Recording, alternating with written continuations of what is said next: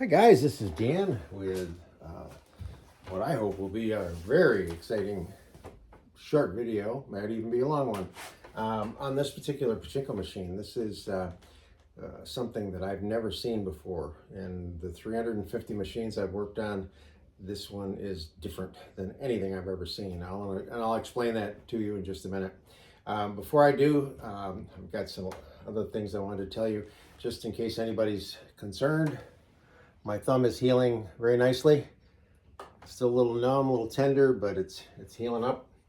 What else? Oh, I found out today that even though I think I'm pretty smart, I'm not as smart as I thought I was. And it's something that my wife loves to point out.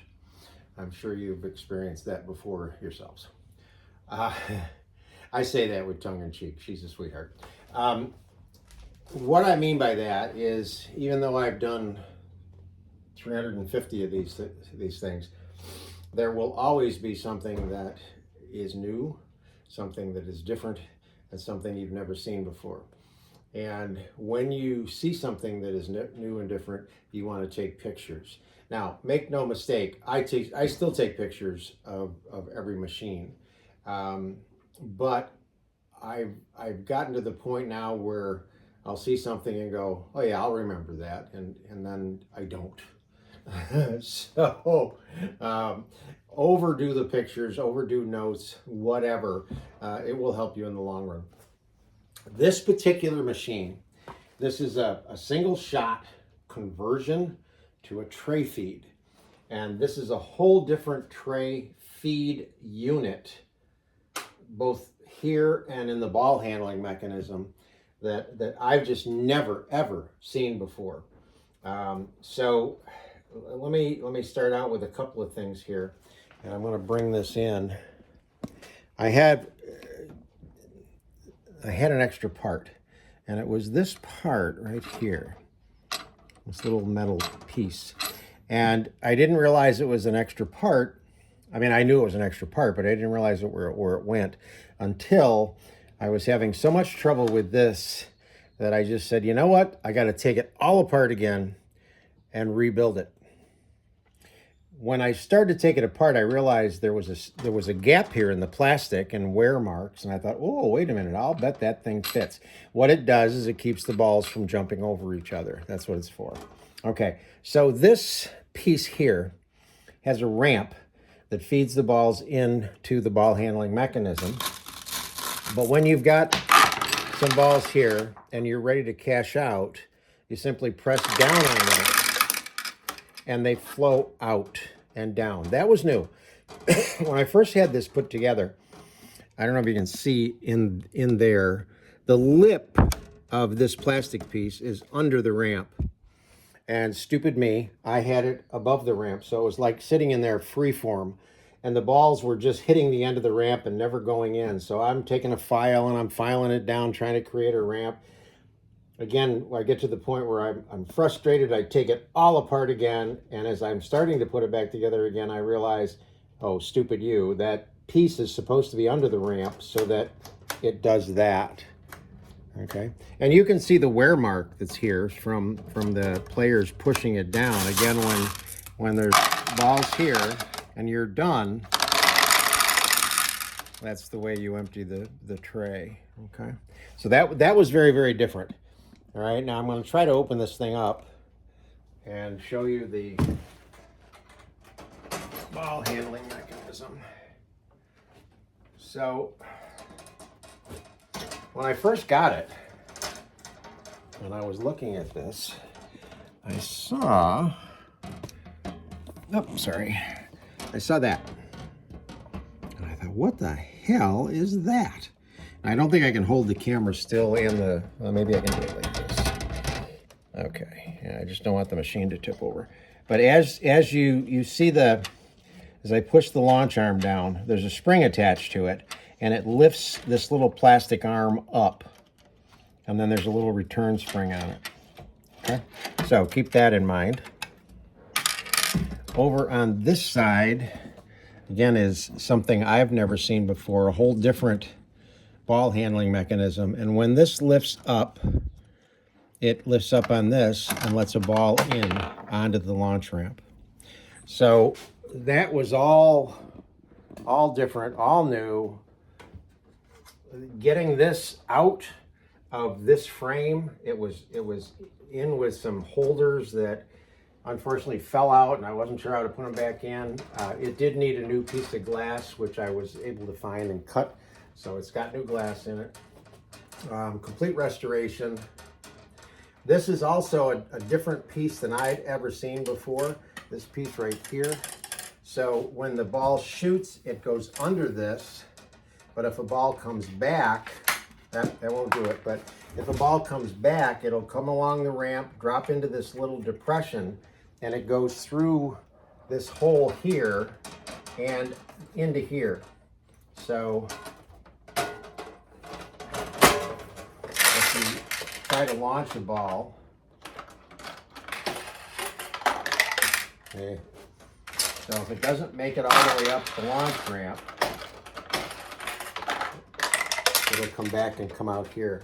Again, this is all stuff I'd never ever seen before, all new to me.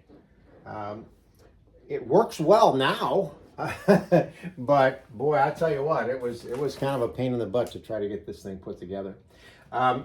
With the single shot conversions, what they did is this area right in here, and I think you can see there's a ball in there in this area. There's one ball sitting in there, and what this entails is that when the player gets multiple wins, which will never happen on this machine. I can barely get one win.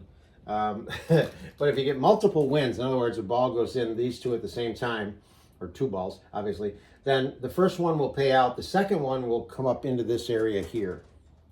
And if you get 3 or 4 of them in there, then this right here, when you push down on this, it won't do it with one ball, but when there's 3 or 4 balls in there, you push down on that and it will kick that ball out. It drops and comes back down onto the launch ramp so that you get to launch it again, which really, I don't quite understand that concept because it was a winning ball. Oh no, I guess now I think about it. No, I take that back. If you put one here at the same time, you're going to get one payout. The second ball goes in here.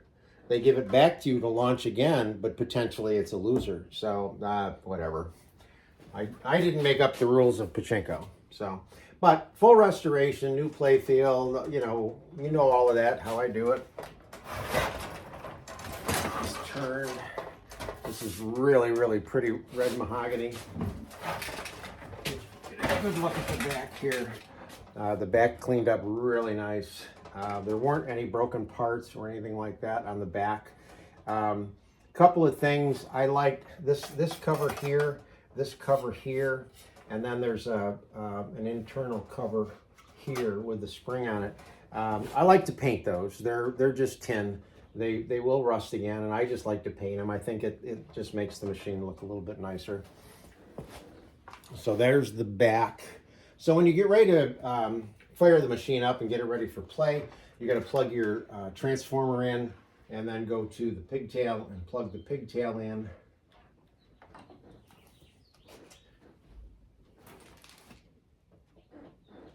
This is out of place. Come on. There. Okay. So the no balls, this little arm right here pushes down on the 2 leaves, turns the ball out light on. This is the other leaf switch here. When the seesaw tips, it'll turn the jackpot light on, but normally that's off. Okay, so plug it in, ball out light is on. The first thing you do after you plug in your transformer is make sure that your ball dump is shut. Right now it's in the open position. I don't know if you can see it in here. You see the 2 little brass fingers. They're up like this. They need to be down. So when you squeeze those 2 together, it puts the brass fingers down into the track and keeps the balls from going all the way through the machine into the ball dump. Back that up. There we go. Okay. So, as always, take a handful. with a recycler, they're going to go down and start to fill up your jackpot in a double row.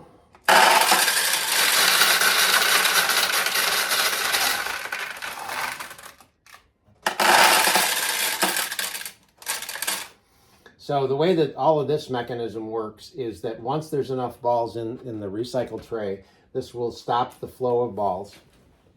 If there's not enough balls in the recycler tray, this will automatically open and let more down into the middle tray.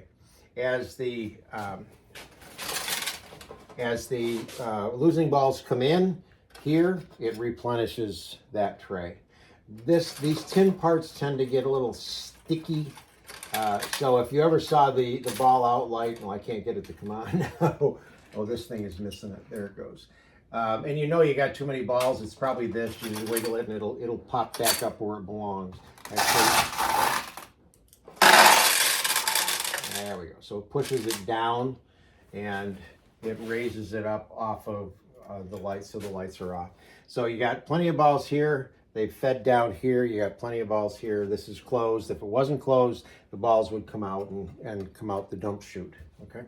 So this is now ready to play. This machine is going to get put into, let me get the glare off of it. Okay, right there. Take a look at that.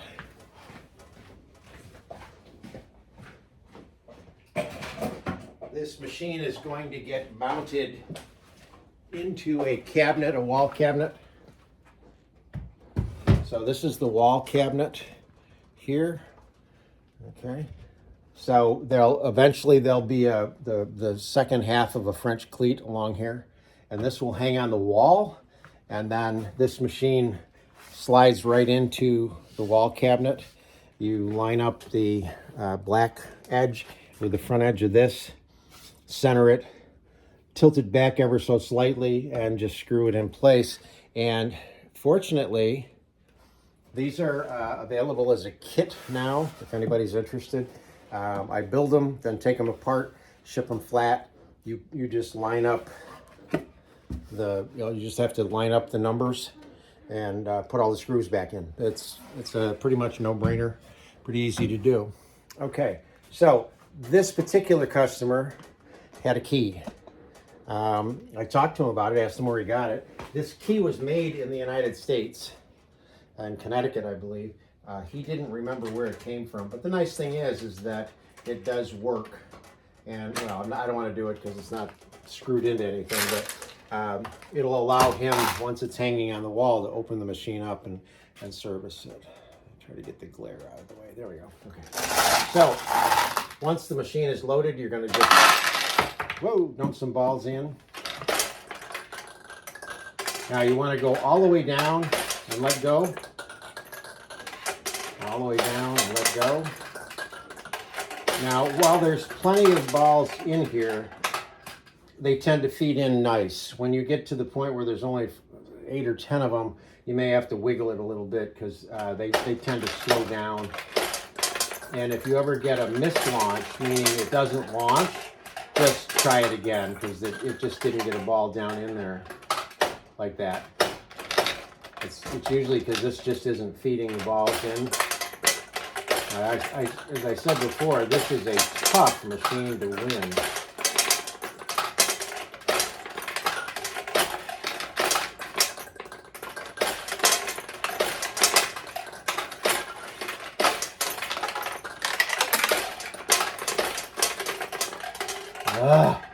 I can't get a win to save my soul here.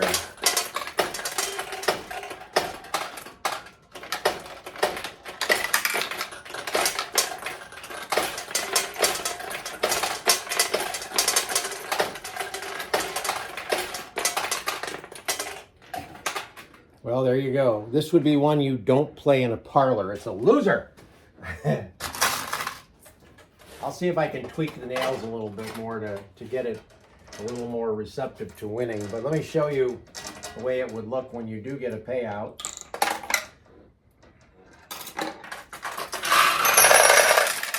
So the jackpot light comes on, the jackpot tips, and the winning balls come out down here.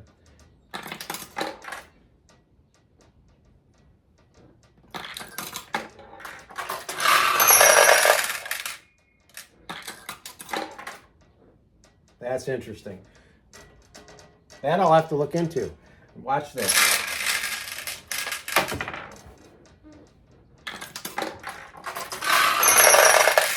Paid out when the tulip's open. Doesn't pay out when the tulip closes. So I'm not sure where it's sending that ball. Also, if you look right here, you'll see there's a ball stuck between the two nails. So what that means is the gap isn't quite right. So I'll go back in and re-gap that. But this gives you an idea of what it looks like. Ah, that was interesting. That ball actually came out of here. Oh, I see what's happening. Oh, I see what's happening. Silly me. Okay. So what was happening is I was putting a ball in and then a ball in, and essentially that was a double win.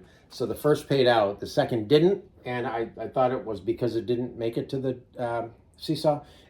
Here's what happened. It went into this chamber that I was speaking about. So now there's actually 3 balls in there. So now when you pop that, there it goes.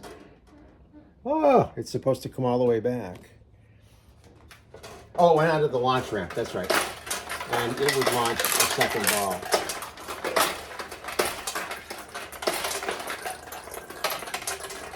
Oh, so close. Oh. Okay, so again, this is a 1969 Nishijin single shot conversion with some really odd ball handling mechanisms in it.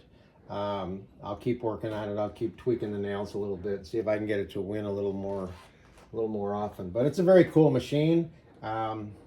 Keep up the good work, you guys that are out there cleaning these things up. Keep contacting me. I'm always glad to help you, and I hope you enjoyed this one.